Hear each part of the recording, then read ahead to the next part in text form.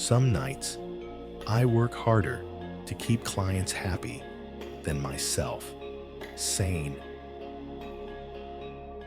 The house is quiet, too quiet for this hour.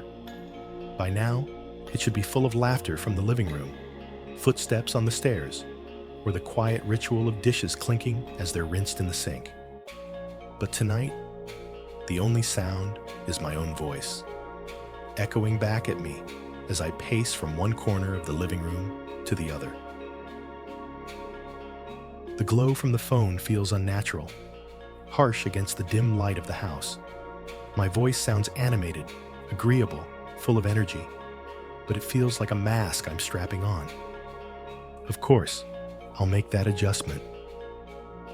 Yes, I'll send an updated version tonight. Absolutely, I can fit that in. Each word is polished smooth, practiced like a reflex. My mouth is saying yes, while my body whispers no. Muscles tight, jaw clenched, fatigue pressing into my shoulders. I catch sight of my reflection in the darkened window as I pass by. For a split second, I see myself not as a business owner, not as a provider, not as a leader, but as a man standing in his own home, disconnected from it, giving himself away, one yes at a time. The echo of my client's voice fills the silence between my words, and it's strange. Even when the client isn't asking for more, I still hear the demand in their tone. I still rush to fill the gap with reassurance. I can't stand the risk of disappointing them. It's 9 p.m. My family has already eaten. Plates are stacked in the sink, food cooling on the stove.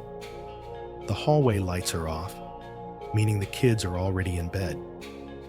Behind their doors, the evening unfolded without me. But I didn't stop the call. I keep pacing, keep nodding, keep selling the lie that my endless yeses are proof of my worth.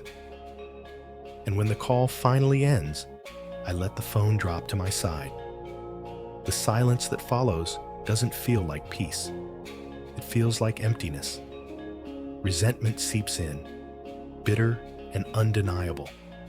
I've sacrificed presence again, not because it was necessary, but because I didn't know how to say no. I sink into the couch. The cushions dip beneath me, but I don't feel held. I feel drained, as though my voice, my time, my boundaries have all been siphoned out into the void of client approval. The house is quiet again. But now, the silence feels like judgment. Sometimes I give more than I have, just to keep someone else comfortable. That's the line that cuts the deepest, because I know it's true, and I know why. Fear is the first root. Fear of losing business, of scarcity, of clients vanishing if I dare to set limits. Fear that saying no will expose me as replaceable. The industry whispers, if you don't bend, they'll find someone else who will. And in the dark hours, I believe it. The second root is cultural. I grew up where politeness wasn't just encouraged, it was expected, where refusal was seen as disrespect, and where harmony mattered more than honesty. That belief still hums in me, that to say no is to dishonor someone, that the client's comfort matters more than my capacity. The third root is habit. People-pleasing became a strategy for survival long before it became a professional hazard. I learned that approval kept doors open, that being agreeable built bridges. And somewhere along the way, the strategy became the identity.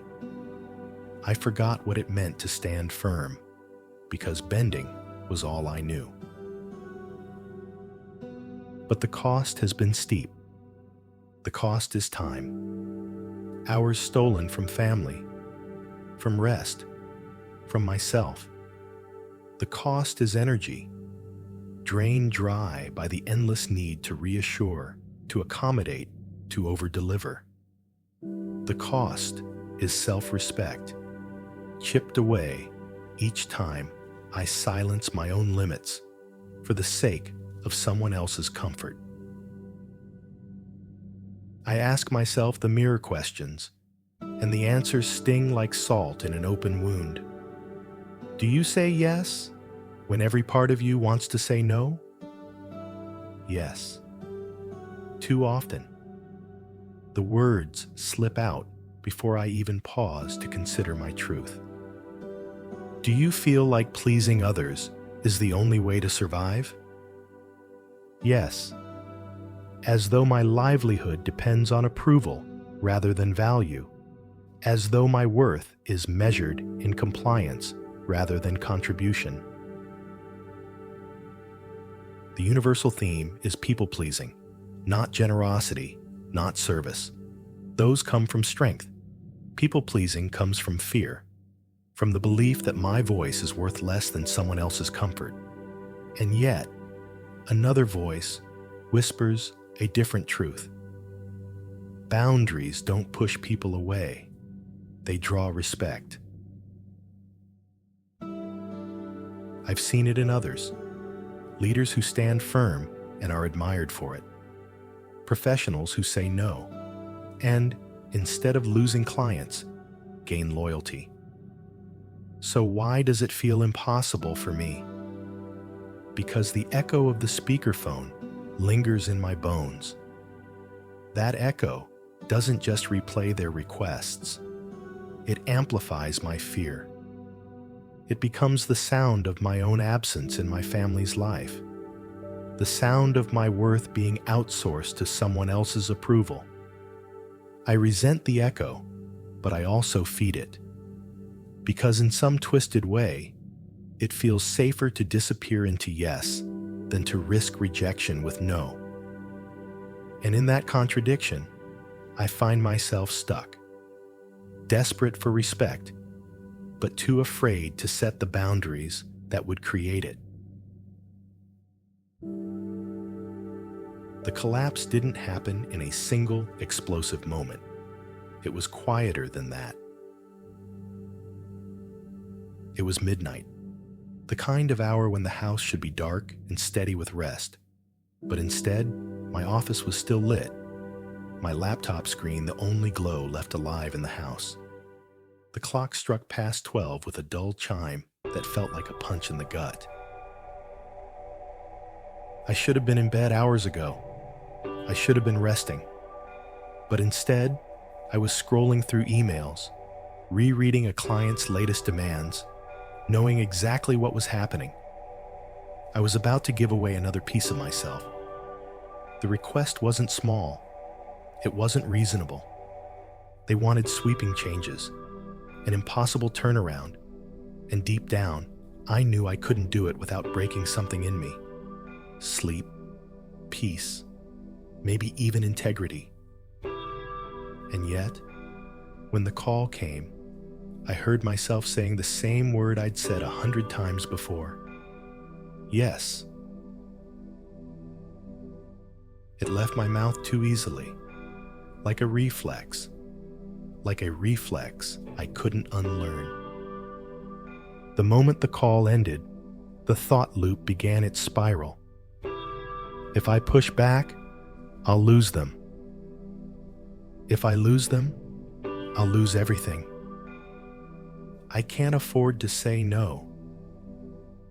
I have to keep them happy. The words replayed over and over, drowning out reason, logic, even self-respect. The overwhelming symbol glared back at me from the corner of the room. The clock.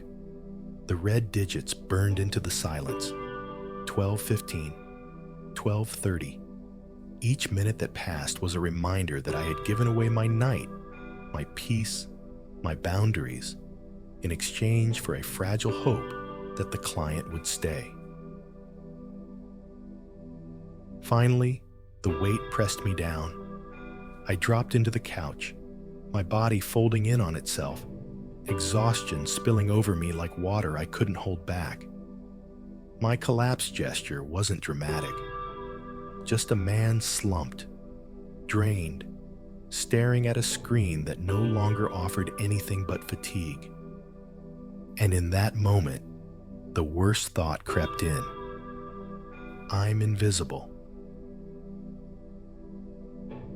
Not to my clients. They saw me, they heard me, they used me, but to myself. Somewhere along the line, in all the late nights and false yeses, I had walked right past myself and left me behind. The emotional low hit hard. I felt like I had walked over, not because the clients had forced me, but because I had chosen it. Because I kept offering the pieces of myself they didn't even ask for. Because I didn't know how to stop. The shift didn't come all at once, but when it did, it felt like fresh air after months in a closed room. It started on a call days later. Another client, another request, another chance to fold. My chest tightened, my hand hovered over the keyboard, and the word yes sat ready on my tongue. But something stopped me. Maybe it was the exhaustion still lingering in my bones.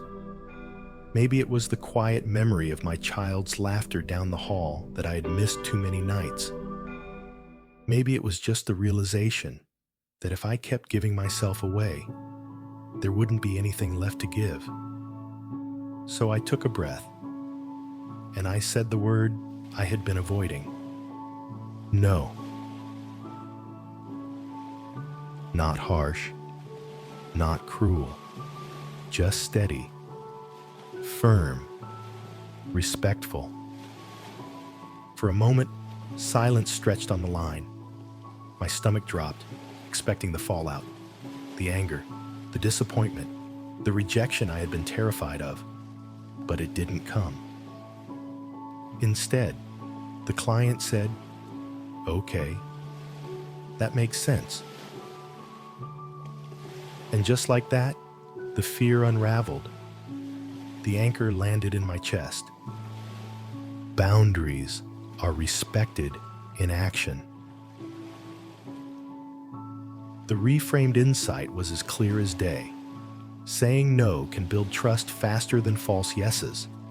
Clients don't respect the person who bends at every demand. They respect the person who knows their limits and stands by them. The symbolic moment seared itself into memory. My laptop screen closing at 6 p.m. that evening. The family room glowing warm in the background. The contrast was sharp. Cold office light fading. Warm home light filling in. Proof that a no had opened the door to a greater yes.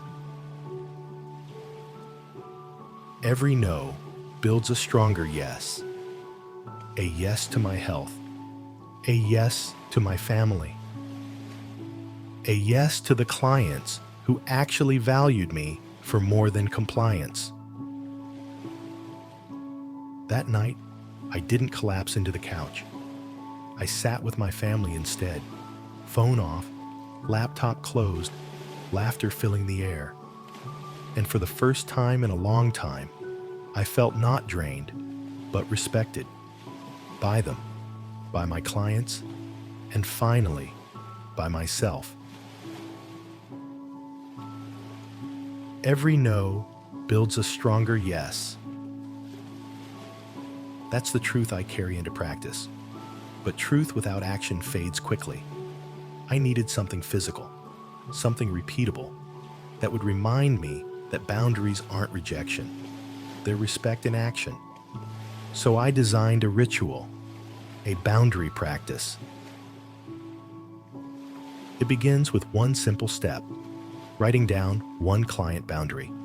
Not 5, not 10, not a full policy manual, just one. A single line that says, this is what I will honor, this is what I will protect. It might be no calls after 6 p.m. Revisions within the agreed scope. payment before additional work. The act of writing it down matters. Ink on paper gives the boundary shape. It turns a thought into something real, something I can point to when the pressure rises.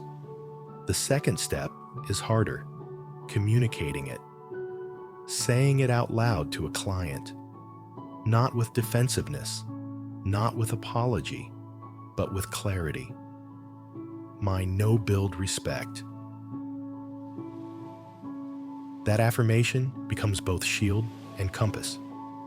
I repeat it before the call, whisper it as I type the email, breathe it into my chest as I press send. And each time I do, I feel my voice growing steadier. The grounding symbol for this ritual is the closing of my laptop at 6 p.m. The sound of the lid clicking shut is louder than it seems. It's a declaration, a drawing of a line in the sand. It tells me, the work is done for now. The rest of me belongs to me and to them. At first, the reassurance felt flimsy. Boundaries protect your worth. But the more I practiced, the more I saw the proof. Clients didn't vanish. They didn't revolt. Instead, many respected me more. They trusted my word, my time, my limits. And those who didn't? Maybe they were never my clients to begin with. This ritual, as small as it seems, shifts the weight inside me. I feel less like a servant and more like a partner. Less like a man chasing approval and more like a leader commanding respect. And even in this small act, I feel the heaviness lift. The phone doesn't own me. The client doesn't own me. Fear doesn't own me. My boundaries do. I don't lose clients when I set boundaries. I gain respect. That's the truth I hold tonight. At work, it means I no longer feel the panic that one will erase my business. Instead, I see how clarity builds trust. Clients know where I stand, and because of that, they stand with me. At home, it means the 9 p.m. calls don't steal me away anymore. The laughter at the dinner table, the bedtime stories, the small rituals of presence, they're no longer optional. They're protected. In myself, it means the echo of the speakerphone no longer defines me. I no longer hear my own voice as an endless yes. I hear it as a clear, steady voice that knows when to speak and when to stop. Boundaries build respect. The closing symbol is vivid. My family in the living room, laughter rising while my phone lies silent and dark on the counter.